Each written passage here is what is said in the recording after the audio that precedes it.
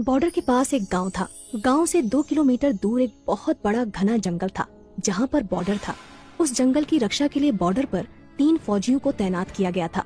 वो जंगल हजारों साल पुराना था। उस जंगल में बहुत ही खूंखार जानवर रहते थे। गांव वालों का मानना था कि जंगल की रक्षा स्वयं जंगल देवता करते हैं। वो तीनों फौजी दिन रात ड्यूटी करके बॉर्डर और जंगल की रक्षा करते थे। जंगल बहुत घना था, इसलिए हमेशा आतंकवादियों का खतरा बना रहता था। 3 फौजियों को बॉर्डर पर अलग अलग जगह तैनात किया गया था। वो तीनों पिछले 10 सालों से यहाँ पर ड्यूटी कर रहे थे। तीनों फौजियों की देशभक्ति और जंगल की रक्षा देखकर वन देवता बहुत प्रसन्न हो जाते हैं और एक दिन वन देवता अपनी वन देवी से कहते हैं, देवी, ये तीनों फौजी पिछले 10 सालों से हमारे जंगल की रक्षा कर रहे हैं। मैं इनकी कर्तव्य निष्ठा देखकर बहुत प्रसन्न हूँ और उन्हें कुछ वरदान देना चाहता हूँ। तब वन देवी कहती हैं, हे नाथ, आप बिल्कुल सही कह रहे हैं। तीनों फौजियों को वरदान जरूर मिलना चाहिए। वन देवता कहते हैं, तो फिर ठीक है देवी, मैं आज ही उन तीनों फौजियों से उनकी इच्छा पूछता हूँ और उन्हें इच्छा अनुसार वरदान देता हूँ। इतना कहकर वन देवता वहाँ से गायब हो जाते हैं और पहले वाले फौजी के पास पहुँच जाते हैं। वो पहला फौजी अचानक से वन देवता को देखकर आश्चर्यचकित हो जाता है और कोई जादुई भूत समझकर अपनी बंदूक से वन देवता को गोली मार देता है। लेकिन उसकी गोली से वन देवता को कुछ नहीं होता और वन देवता कहते हैं, रुको फौजी, मैं वन देवता हूँ।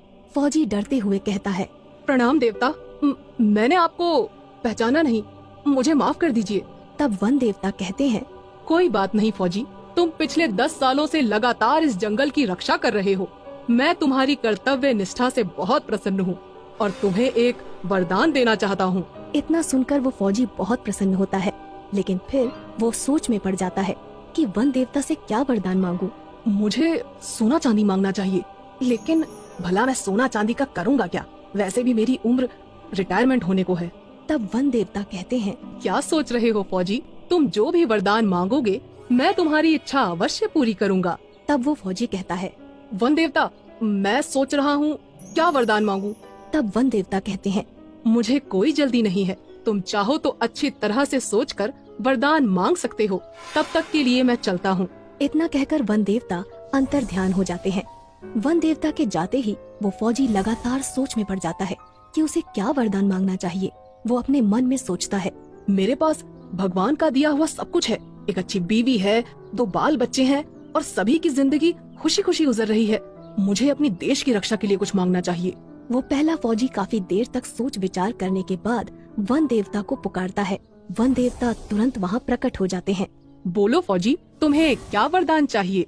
तब वो फौजी कहता है, वन देवता जी, मेरे पास सब कुछ है, लेकिन आप मुझे एक जादुई बंदूक प्रदान करें। उस बंदूक से मैं जो कुछ भी मांगू मेरी वो इच्छा पूरी हो जाए। इसके बाद वन देवता कहते हैं, जैसी तुम्हारी इच्छा, मैं तुम्हें एक जादुई बंदूक प्रदान करता हूँ। इस बंदूक की मदद से तुम कुछ भी कर सकते हो। इसके बाद वन देवता उस फौजी को एक जादुई बंदूक प्रदान करते हैं और वहाँ से गायब हो जाते हैं। वन देवता के जाते ही वो पहला फौजी कहता है, मुझे इस जादुई बंदूक का टेस्ट करना चाहिए। मुझे बहुत तेज भूख लगी है, मुझे शाही खाना चाहिए। और इतना कहते ही उस फौजी के सामने बहुत सारा शाही खाना प्रकट हो जाता है। वो फौजी खाना खाने लगता है। इसके बाद वन देवता दूसरे फौजी के पास पहुँचते हैं। दूसरा फौजी उस समय जंगल के पास मौजूद एक तालाब में नहा रहा था। वन देवता को देखते ही वो फौजी थोड़ा घबरा जाता है और कहता है, अरे तुम कौन हो? तब वन देवता कहते हैं, घबराओ मत फौजी, मैं वन देवता हूँ। तुम पिछले 10 सालों से मेरे जंगल की देखभाल कर रहे हो। मैं तुम्हारी कर्तव्य निष्ठा से बहुत प्रसन्न हुआ हूँ और तुम्हें एक वरदान देना चाहता हूँ। तब वो दूसरा फौजी पानी से बाहर आता है और वन देवता को प्रणाम करते हुए कहता है, प्रणाम वन देवता, मेरे पास एक अच्छी नौकरी है, घर परिवार है, धन संपत्ति भी है, लेकिन मैं बहुत बूढ़ा हो गया हूँ, इसलिए मेरे शरीर में अब वो ताकत नहीं रही। तब वन देवता कहते हैं, तुम हमसे क्या चाहते हो फौजी? साफ साफ बताओ। तब वो दूसरा फौजी कहता है, वन देवता, आप मुझे एक जादुई छड़ी प्रदान करें जिससे मेरी हर इच्छा पूरी हो। वन देवता अपने जादू से एक जादुई छड़ी उस फौजी को दे देते हैं और वहाँ से गायब हो जाते हैं। जादुई छड़ी पाकर दूसरा फौजी बहुत खुश होता है और जादुई छड़ी से कहता है, हे जादुई छड़ी, मुझे फिर से जवान कर दो। और इतना कहते ही वो जादुई छड़ी उस फौजी को फिर से जवान और ताकतवर बना देती है। अपने ताकतवर शरीर को देखकर वो फौजी सब कुछ भूल जाता है और अहंकार में आकर जादुई छड़ी से कहता है, जादुई छड़ी, मेरे चारों तरफ बहुत सारे आतंकवादियों को खड़ा कर दो ताकि मैं सबको मार सकूं। इतना कहते ही उस फौजी के चारों तरफ बहुत सारे आतंकवादी प्रकट हो जाते हैं।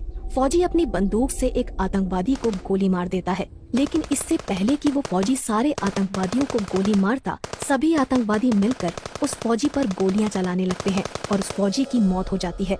इसके बाद वन देवता तीसरे फौजी के पास पहुंच जाते हैं। इस समय तीसरा फौजी सो रहा था क्योंकि वो रात भर बॉर्डर पर ड्यूटी करता था। वन देवता उस तीसरे फौजी के सपने में आते हैं और कहते हैं, उठो फौजी, कुछ लोग जंगल में पेड़ काट रहे हैं, जाओ और जाकर उनको रोको। इतना सुनते ही वो तीसरा फौजी अचानक नींद से जाग जाता है, लेकिन उसे अपने आसपास कोई नहीं दिखाई देता। वो कहता है, कहीं मेरा सपना सच तो नहीं था, मुझे जंगल में जाकर देखना चाहिए।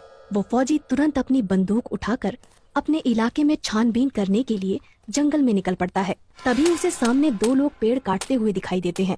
फौजी चिल्लाकर कहता है, कौन हो तुम लोग और इस जंगल में आने की हिम्मत कैसे हुई? फौजी दौड़कर उन दोनों को पकड़ लेता है और कहता है, अगर आज के बाद तुम लोग इस जंगल में दिखाई दिए तो मैं तुम्हें पुलिस के हवाले कर दूंगा। इसके बाद वो दोनों आदमी वहाँ से भाग जाते हैं। तभी अचानक वन देवता वहाँ प्रकट हो जाते हैं। वाह फौजी वाह, तुम्हारी वजह से ये जंगल सुरक्षित है। मैं वन देवता हूँ और तुम्हारी कर्तव्य निष्ठा देखकर मैं तुम्हें एक वरदान देना चाहता हूँ। मांगो फौजी, तुम क्या मांगना चाहते हो? तीसरा फौजी थोड़ा सोच विचार करके वन देवता से कहता है, वन देवता, मैं जब भी अपनी वर्दी पहनकर बॉर्डर पे जाऊं तो मुझे कोई देख ना पाए, मैं अपनी वर्दी पहनकर गायब हो जाऊं। तब वन देवता कहते हैं, एक बार और सोच लो वत्स, तुम चाहो तो कुछ और भी मांग सकते हो। वो तीसरा फौजी थोड़ा अड़ियल था। वो वन देवता से यही वरदान देने को कहता है। वन देवता उसे वरदान देकर वहाँ से चले जाते हैं। अब वो फौजी जैसे ही अपनी वर्दी पहनता था, वो किसी को दिखाई नहीं देता था। तभी जंगल में वहाँ आतंकवादी आ जाते हैं, जो दूसरे फौजी ने जादुई छड़ी की मदद से प्रकट किए थे, और फौजी उन्हें देख लेता है। पर वो फौजी किसी को दिखाई नहीं देता क्योंकि उसने अपनी वर्दी पहन रखी थी। फौजी अपनी बंदूक उठाता है और एक एक करके सारे आतंकवादियों को मार देता है।